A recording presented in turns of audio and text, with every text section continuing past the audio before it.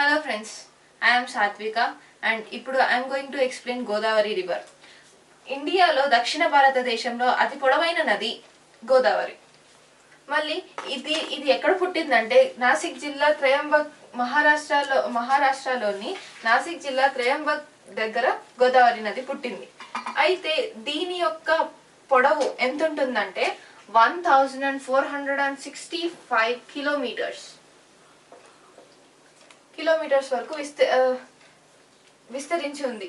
మళ్ళీ ఇది గోదావరి యొక్క పరివాహక ప్రాంతం అంటే దాని చుట్టూ ప్రాంతం ఏవైతే ఉన్నాయో అదెంత కిలోమీటర్స్ అంటే 3,15,000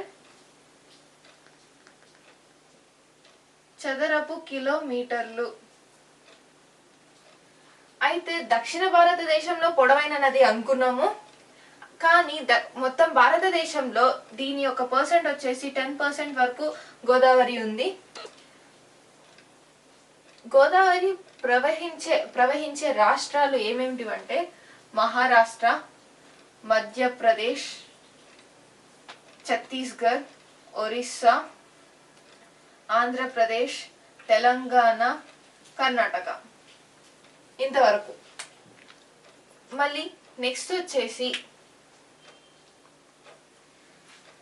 వచ్చేసి Godavari in Telangana.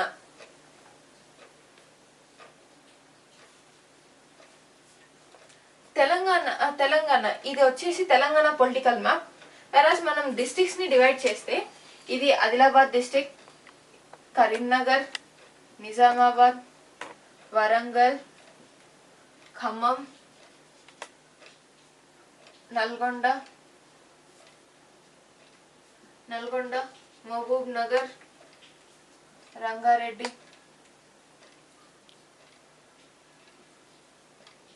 Rangareddy district, Hyderabad and Medak.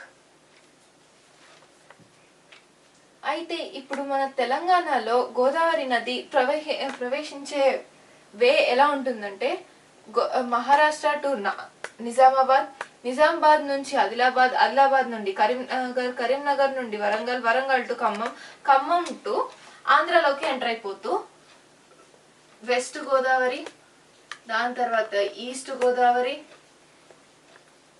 Direct Rajahmundry వరకు వచ్చిన తర్వాత అది బే ఆఫ్ బెంగాల్లో కలిసిపోవాలి. ఎలా కలుస్తుందంటే 7 పాయలుగా.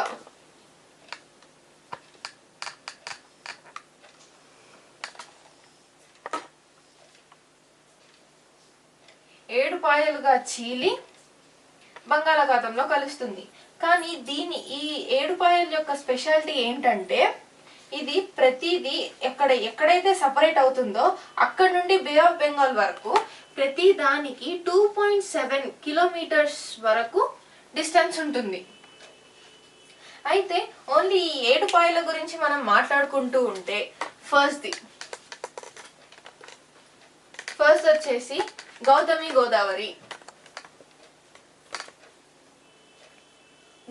గోదావరి వచ్చేసి యానం వద్ద బంగాళాఖాతంలో కలుస్తుంది. మళ్ళీ యానం వద్ద బంగాళాఖాతంలో కలుస్తుంది. సెకండ్ ఏంటంటే వశిష్ట గోదావరి అంతర్వేది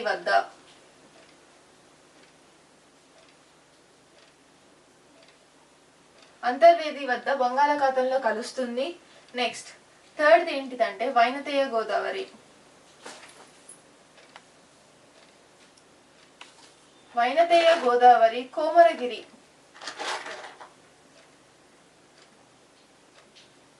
కోమరగిరి వద్ద బంగాళాఖాతంలో కలుస్తుంది. ఫోర్త్ ఏంటంటే తుల్య గోదావరి బెండు వద్ద బంగాళాఖాతంలో కలుస్తుంది. సేమ్ బెండు వద్దనే ఇంకొక గోదావరి ఉంది, అదేంటిదంటే భరద్వాజ గోదావరి.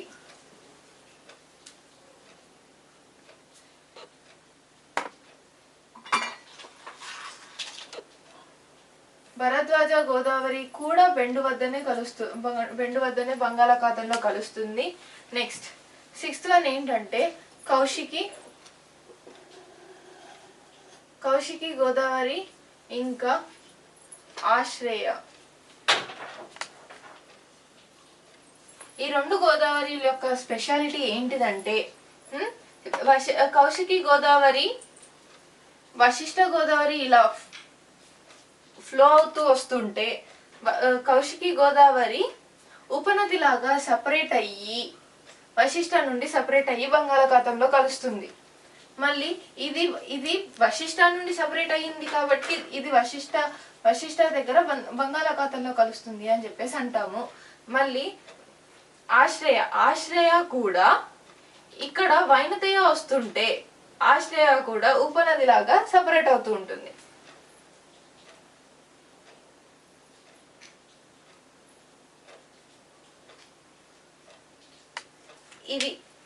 ఇవి ఈ ఏడు పాయల గురించి ఇది. మళ్ళీ నెక్స్ట్ గోదావరి నది ఫ్లోలో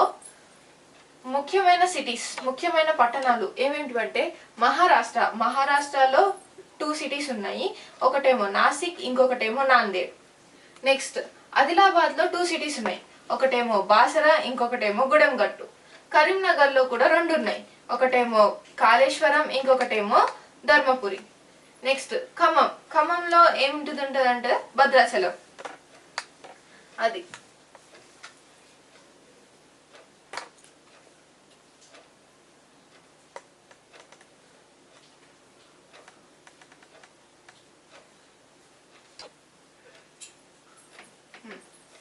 మళ్ళీ నెక్స్ట్ ఇప్పుడు ఏంటంటే గోదావరి యొక్క ఉపనదులు. అయితే ఇప్పుడు ఉపనదులు లెఫ్ట్ సైడ్ ఇంకా రైట్ సైడ్. ఇప్పుడు మనం లెఫ్ట్ సైడ్ గురించి మాట్లాడుకుందాం. లెఫ్ట్ సైడ్ ఏమేమి ఉన్నాయి? ఫస్ట్ ప్రాణహిత, ఇంద్రావతి, శబరి, సీలేరు, పూర్ణ, కడెం, తాలిపేరు, దుద్దున, పెన్గంగ, వెన్గంగ, వార్ధ మొదలైనవి. మళ్ళీ రైట్ సైడ్ వచ్చేసి మంజీరా, మానేరు, కిన్నెరసాని, పెద్దవాగు మొదలైనవి. ఇవి ఉపనదుల గురించి కూడా చెప్పేసుకున్నాం.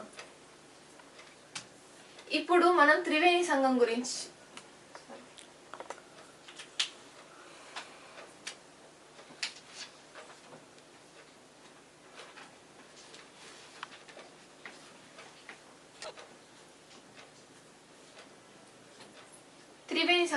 తెలుసుకుందాం. త్రివేణి సంగం. త్రివేణి అంటే ఏంటిదంటే 3 నదులు.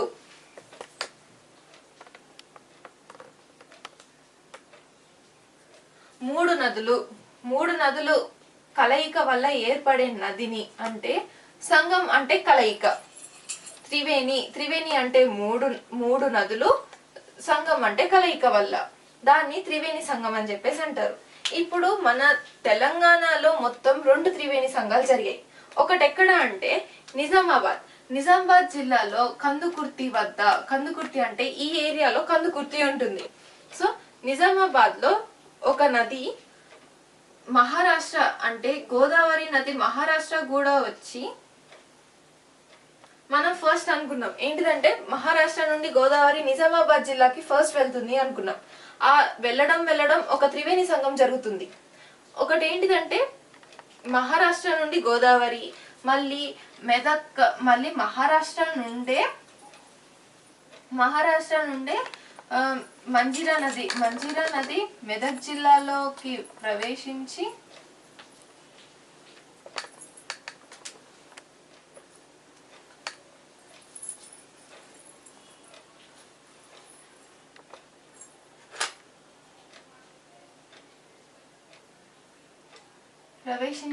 ఇక్కడ మళ్ళీ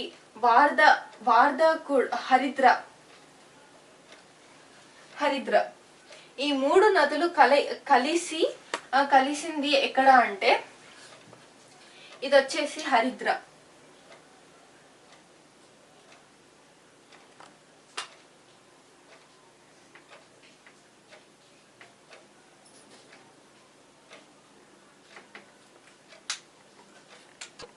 ఈ నది హరిద్ర. ఈ నది మంజీరా,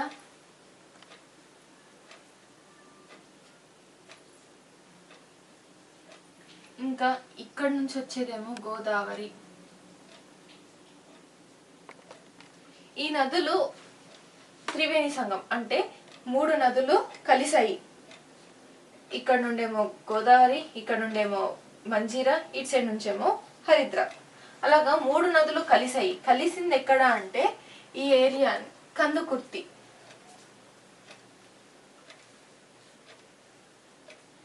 కందుకుర్తి కందుకుర్తి వద్ద అంటే నిజామాబాద్ లో ఉన్న కందుకుర్తి వద్ద కలిసాయి.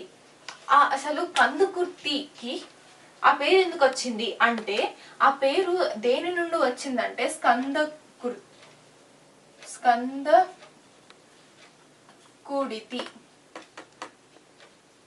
అనే పేరు వల్ల వచ్చింది. స్కందకూడితి.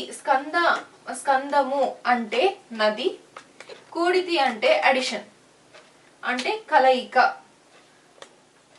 అందుకు స్కందకూడితిని కందుకుర్తి అని చెప్పేసి మార్చారు. అది ఇప్పుడు ఒక త్రివేణి సంగం మనం చూసింది ఎక్కడ అంటే కందుకుర్తి వద్ద. ఇంకొక త్రివేణి సంగం ఎక్కడ అంటే కరీంనగర్ కాళేశ్వరం వద్ద. కరీంనగర్ కాళేశ్వరం వద్ద.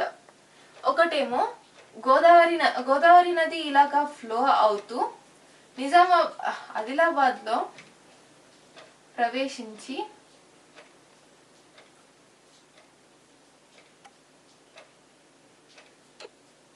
ఈ ఏరియాలోనే కడం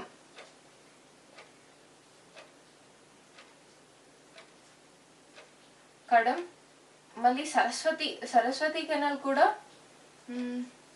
చెప్తా.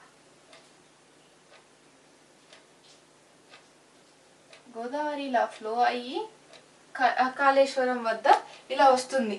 మళ్ళీ సరస్వతి కడం ముందు నుండి ఇక్కడ నుండి సరస్వతి కెనాల్ కూడా దీనికి ప్యారలల్ గానే ఫ్లో అవుతూ వచ్చి గోదావరి కాళేశ్వరంలో కలిసింది. మళ్ళీ ప్రాణహిత పైన నుండి అంటే ఆదిలాబాద్ బార్డర్స్ నుండి వచ్చి అది కూడా కాళేశ్వరంలో కలిసింది. అంటే ఇప్పుడు కిందున్నది గోదావరి, ఇదేమో గోదావరి, ఇదేమో సరస్వతి, ఇదేమో ప్రాణహిత.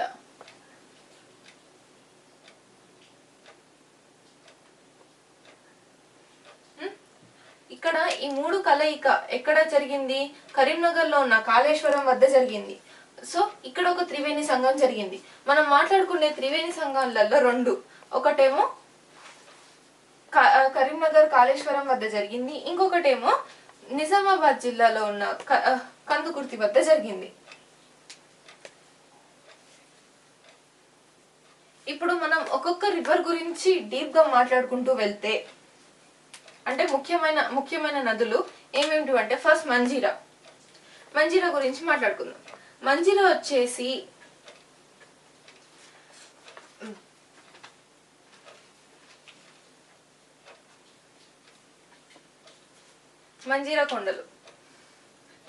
మంజీరా నది మహారాష్ట్రలో బాలాఘట్ కొండల దగ్గర జన్మించింది. అయితే అది బాలాఘట్ కొండల దగ్గర జన్మించి అక్కడి నుండి అక్కడి నుండి మెదక్ డిస్ట్రిక్ట్ నుండి వెళ్తూ మళ్ళీ నిజామాబాద్ జిల్లాలో కందుకుర్తి వద్ద గోదావరిలో కలుస్తుంది. ఇది మళ్ళీ నెక్స్ట్ మంజీరా అయిపోయిన తర్వాత ప్రాణహిత గురించి మాట్లాడుకుందాం.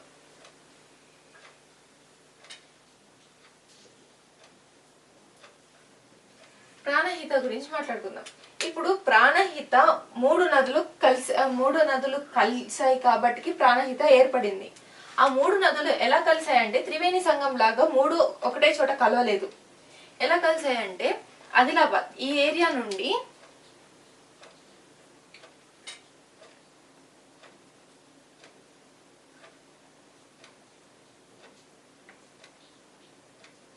పెన్గంగా వచ్చి పెన్గంగ, మళ్ళీ పైన నుండి వార్త, వార్త,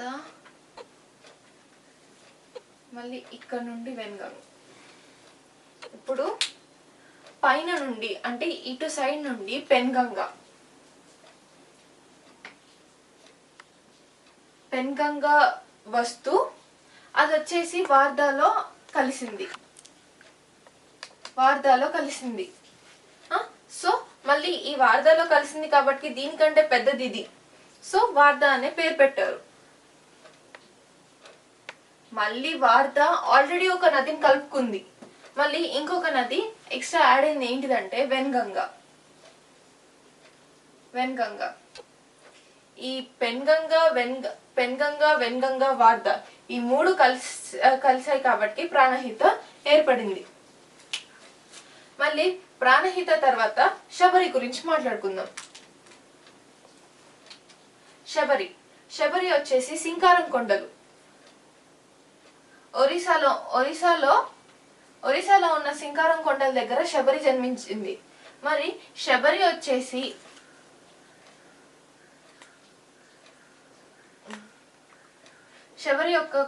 శబరి యొక్క ఉపనది సీలేరు.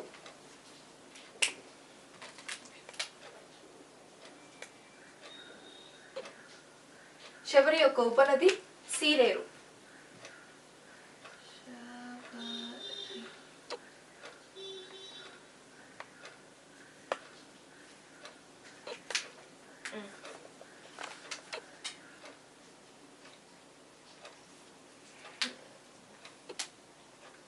అయితే సీలేరు అంటే ప్రపంచంలోనే భారతదేశంలో అతి చౌకగా జల విద్యుత్ చేసే కేంద్రాలు సీలేరులో కనిపిస్తాయి. అందుకు ఇక్కడ ఎగువ సీలేరు దిగువ సీలేరు అని చెప్పేసి రెండు సపరేట్ అయ్యాయి. మళ్ళీ నెక్స్ట్ వచ్చేసేసి ఈ ఏరియాలో అంటే శబరి ఉండే ఏరియాలలో మనకి అతి ఎక్కువగా వర్షపాతం ఉంటుంది. మళ్ళీ నెక్స్ట్ వచ్చేసేసి శబరి యొక్క మరో పేరు కొలబు నది. శబరి అయిపోయిన తర్వాత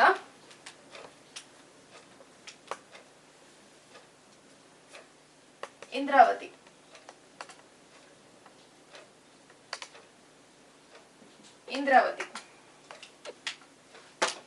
ఇంద్రావతి వచ్చేసేసి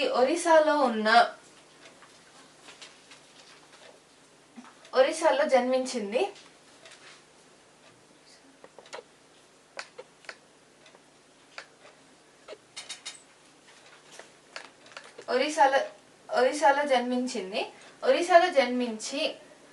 ఒరిస్సాలో జన్మించి ఛత్తీస్గఢ్ త్రూ పాస్ అయ్యి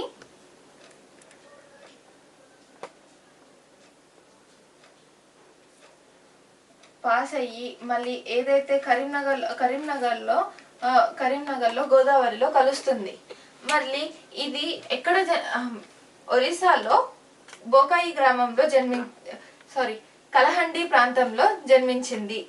మళ్ళీ నెక్స్ట్ వచ్చేసేసి ఇది ఛత్తీస్గఢ్ త్రూ వెళ్ళింది అని చెప్పేసి అనుకున్నాము, కానీ ఈ ఛత్తీస్గఢ్లలో చిత్రకూట్ జలపాతం అని చెప్పేసి దీని యొక్క స్పెషాలిటీ చిత్రకూట్ జలపాతం. అయితే ఆ చిత్రకూట్ జలపాతం ఈ ఛత్తీస్గఢ్ లో ఉంది. ఆ జలపాతం అతి వెడల్పైన జలపాతం, ప్లస్ దాన్ని ఇండియన్ నయాగరా జలపాతం అని కూడా అంటారు. ఇక్కడ నుండి పాస్ అయ్యి ఇక్కడ నుండి ఇంద్రావతితో పాస్ అవుతూ ఉంటుంది. మళ్ళీ నెక్స్ట్ వచ్చేసి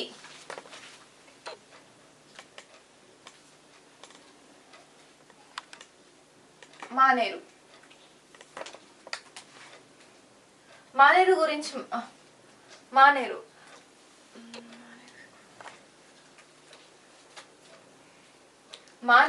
సిరిసిల్ల కొండల్లో జన్మించింది.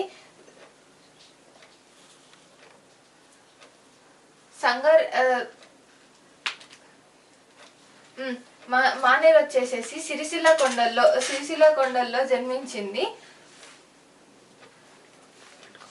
సిరిసిల్ల కొండలో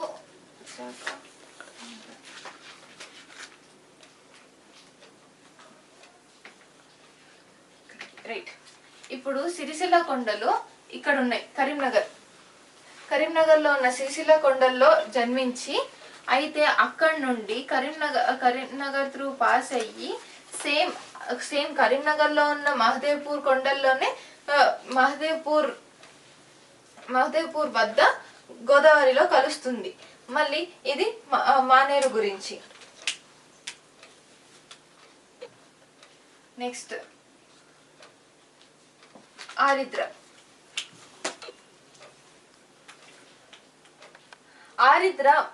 మెదక్ డిస్ట్రిక్ట్ లో ఉన్న సంగారెడ్డి వద్ద జన్మించింది అంతే. మళ్ళీ అది వచ్చేసేసి జన్మించిన వెంటనే మంజిరాలో కలిసి అటు నుండి గోదావరిలోకి ఎంటర్ అయిపోయింది. మళ్ళీ ఆరిద్ర సంగారెడ్డి త్రూ మళ్ళీ మంజిరాలో కలిసిపోయింది. నెక్స్ట్ వచ్చేసి మానేరు, ఆరిద్ర,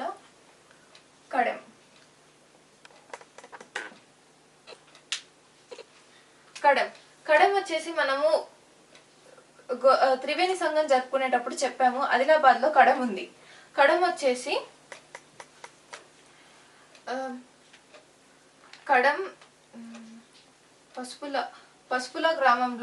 పసుపుల గ్రామంలో గోదావరిలో కలుస్తుంది. మళ్ళీ అది వచ్చేసేసి బోకాయి గ్రామంలో అంటే ఇక్కడ బోకాయి గ్రామం ఉంది. బోకాయి గ్రామంలో జన్మించింది. బోకాయి గ్రామంలో జన్మించి మళ్ళీ పసుపుల అనే గ్రామంలో, సేమ్ ఆదిలాబాద్ లోనే పసుపుల అనే గ్రామంలో గోదావరిలో కలుస్తుంది. Thanks for watching this video.